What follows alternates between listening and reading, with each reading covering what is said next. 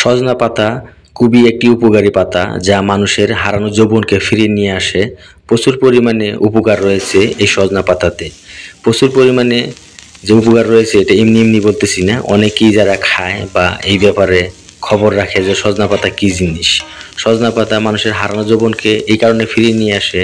দেখুন, আমি এখানে যে পাক করতেছি, সজনা পাতাটা ভাজি করতেছি, এখানে বেশি পরিমাণে রসুন দিয়েছি, 4টা রসুন। এরপরে আপনার এখানে দিয়েছি পেঁয়াজ দিয়েছি 4টা। এরপরে আপনার এখানে কাঁচামরিচ দিয়েছি 4টা।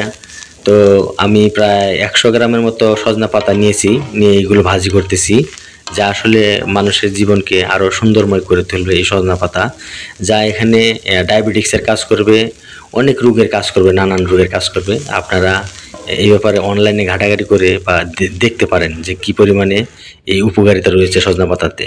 আমি এই যে ভাজি করলাম, ভাজি করার পরে দেখুন এই যে আমার প্লেটে রাখতেছি, যা এটা আসলে অসাধারণভাবে আমি ভাজি করছি সজনা পাতাটা, চমৎকার লাগছে। আমি প্রচুর পরিমাণে তাওয়ার মধ্যে নিয়ে ভাজি করছি সরিষার তেল দিয়ে, যা আসলে রসুনটাও লাল লাল হয়েছে আর দেখতেও চমৎকার লাগতেছে।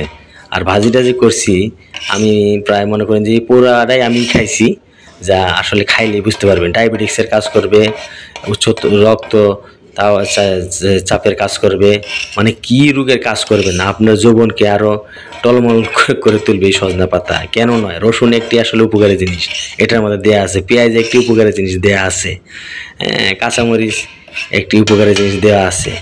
তো আসলে দেখুন, মানে ভালো জিনিস ভালোভাবে পাক করে ভাজি করে খাচ্ছি, মানে খুব ভালো লাগতেছে। আর বেশি পরিমাণে আমি এটা দিয়ে ভাত খাইছি, অল্প একটু একজনকে দিয়েছিলাম যে টেস্ট করে দেখো আসলে এটা কী জিনিস। এটা একটা ওষুধি গাছের মতো, সজনা পাতা একটা ওষুধি গাছেই, মনে করেন যে এবার সজনাগুলো খেতে যেরকম সুস্বাদু মজা মজা, ঠিক সেরকম এই পাতাগুলো খেতেও খুব মজা। আর যে উপকারিতা রয়েছে যে আসলে মানে আর কি বলবো, আর বলে ভাষায় প্রকাশ করার মতো না। দেখুন কি সুন্দর হয়েছে, লাল লাল, দেখেই চমৎকার লাগছে। আমি বেশি পরিমাণে খাবো।